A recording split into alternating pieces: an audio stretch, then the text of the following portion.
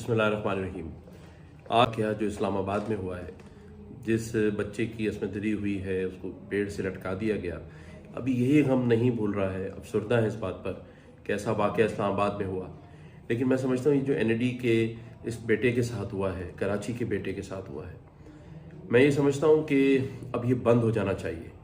और आज मैं ये बात ज़रूर कहना चाहता हूँ कि सिंध के तमाम SHOs और DSPs अब अपनी वर्दियाँ संभाल लें और ये स्नैचिंग का जो सिलसिला है इसको बंद करवाएं, रात दिन काम करें। मैं खुद अगर अब ऐसे वाक़यात हुए तो उस इलाके के SHO के पास थाने में आके बैठूंगा और फिर वही काम होगा, वही एक्शन होगा जो होना चाहिए। तो मेरी रिक्वेस्ट है सिंध के तमाम SHOs और DSP से कि वो अपनी वर्दियां उठाएं और इलाकों में निकल जाएं और वो परफॉर्मेंस दें जो कि कराची और सिंध की आवाम चाहती है। और अगर ऐसा नहीं हुआ, मैं 48 आवर्स का टाइम दे रहा हूँ तमाम SHOs को कि वो अपना तमाम किबला दुरुस्त करें।